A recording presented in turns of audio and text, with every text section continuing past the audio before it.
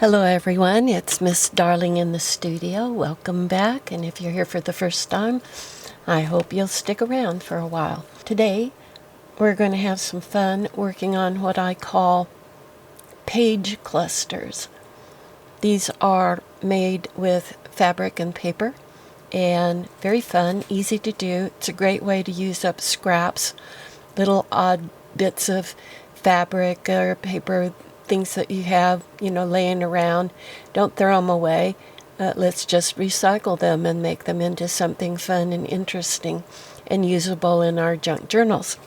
So here are some digital printouts of the first ones that I made, and you can see that my coloring was using a lot of either all just black and white, and or some with red, orange, yellow mixtures into them.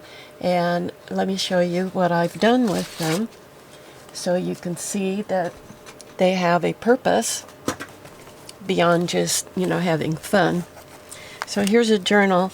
I have yet to do a flip through on it, but it's a journal I completed recently, and you can see here's one of the page clusters that I made, and I'm using it as a side tuck so that I could put other ephemera inside of it.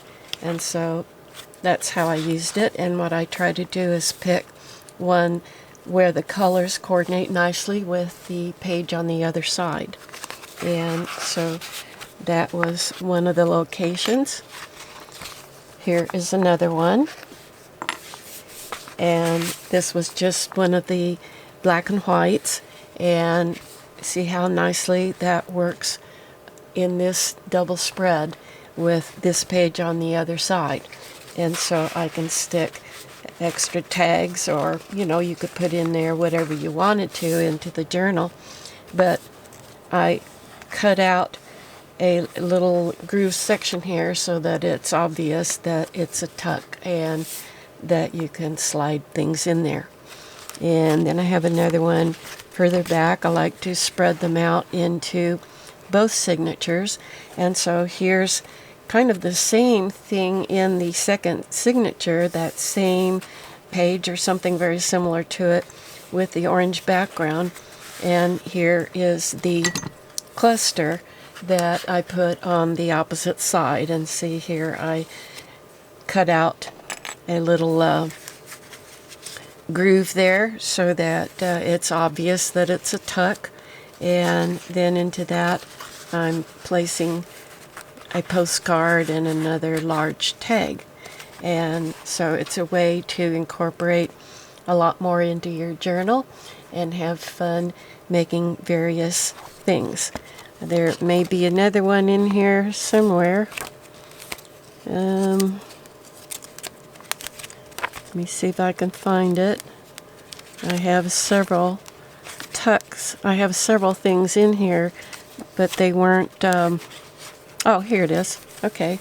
So there you see how nicely that one works with this page over here. And yeah, they're really fun to make, and you just need to have enough of the right little pieces of fabric to put together, and once you have that, it's just super easy to make them. So let's make one. All right, I started with a slightly different color palette, and I pulled out a bunch of fabrics that I have in the red family and the yellow family. And so I've already gone ahead and made these three, and so we'll make a fourth one so that each one has a companion.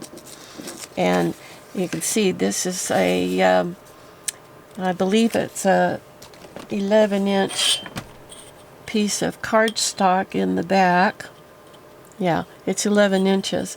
So obviously it's going to be too long to go into a journal as it is, and so we will be cutting it either up here or down here as it gets used. And then you know, what you cut off doesn't go to waste. It's used in other ways. In fact,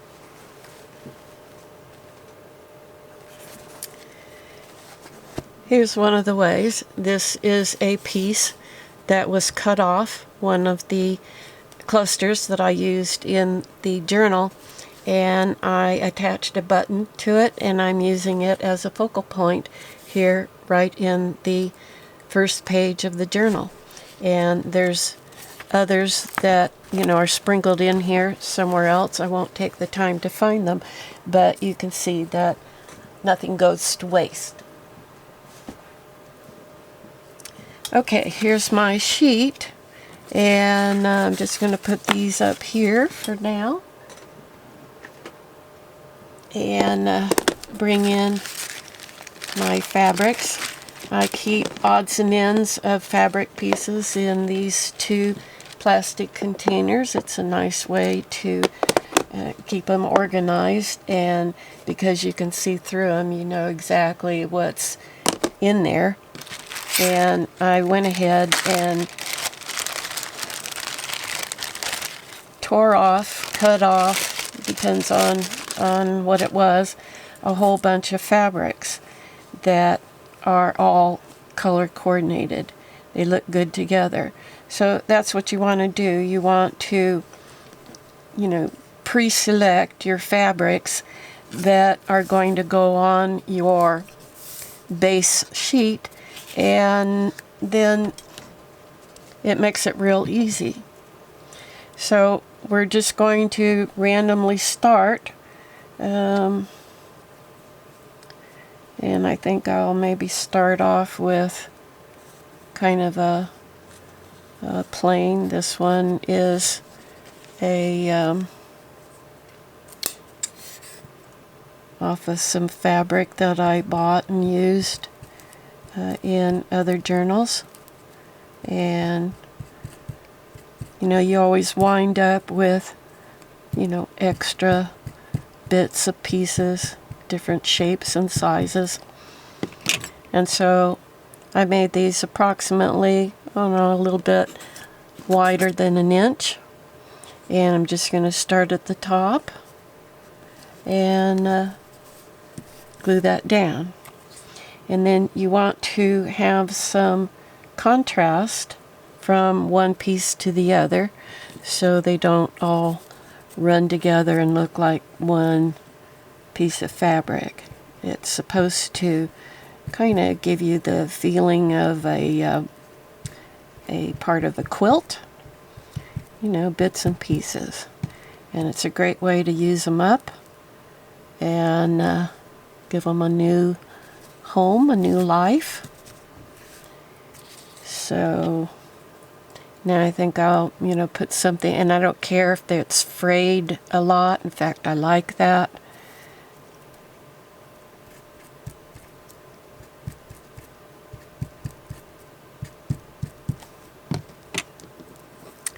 If you check in my description box, I will have a link there to my Etsy shop, and I plan to, you know, photograph these along with the others and make them available as downloadable clusters for anyone who doesn't want to take the time to make their own. You know, or maybe you just don't have enough odds and ends to work with in the right colors. So I suggest that, you know, try to pick colors that you are fairly confident you'll be able to use in a journal with a similar color palette, so that, you know, you have that cohesiveness.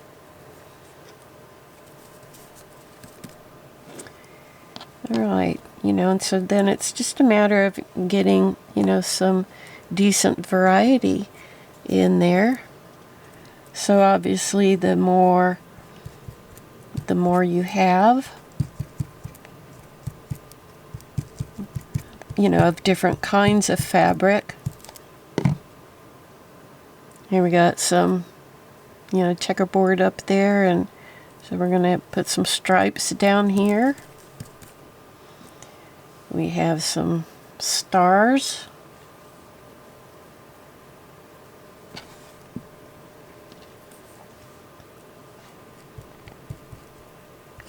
This one's turning out to be more red, but I need to get a little more yellow in here into the mix.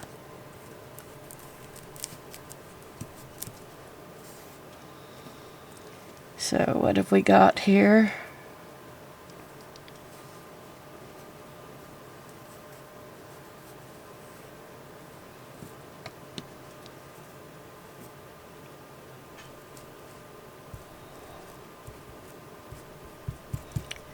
I hope you're all doing well.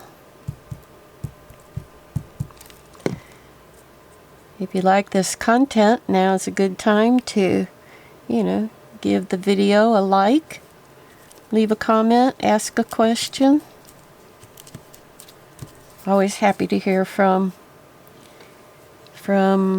anyone on any topic. If you're looking for a video on a specific topic that I haven't done, leave me a comment and I'll try to accommodate you. Okay, I think we'll put another one of these light ones here. We have some nice contrast.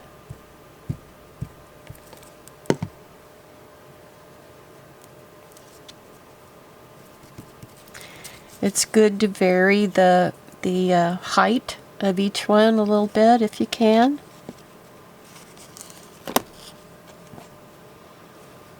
I have more here than I need, which is a nice problem to have. So I think we'll maybe put one of these back in. I like to have some duplication for continuity, but also tons of variety.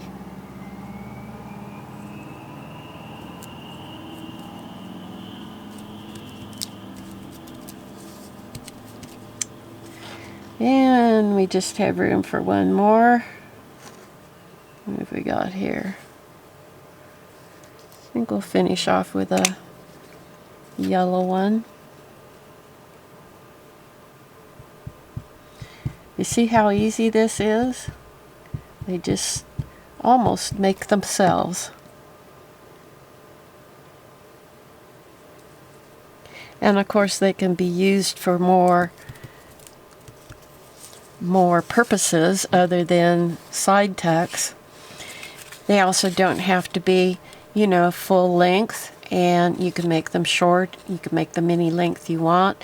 You could even take a piece of fabric. I use paper for the background, but of course you could do fabric and just make a whole roll that just keeps going on and on and on. And then you just cut off what you need for whatever you're working on. So, see? Now we have, some great companions. Only one here, this one here doesn't have hardly any yellow in it at all. Maybe I'll stick a little bit more, maybe take one of these and kind of add in there. Get a little bit more of that. I think they look best when you've got, like 3 different colors going rather than just 2. So, yeah. Let me just add one more to the mix. Where should we put it? Right about in there. Now I'm going to take these over to my sewing machine, and I'm going to, I think I have black thread in there right now, which I don't think will work very well on these. I'm going to switch that over to an off-white thread.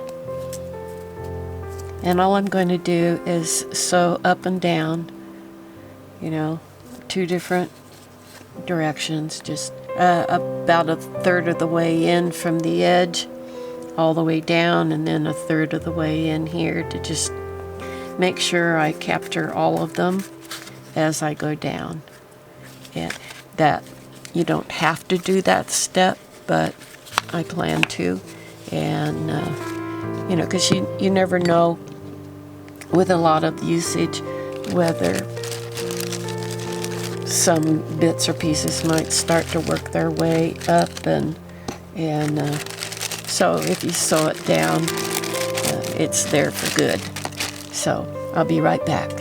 Okay, here we are back again, and I have sewed each one of them. If I show you on the back, you'll see that it's just a straight stitch going up one side and down the other, and then across the top and the bottom.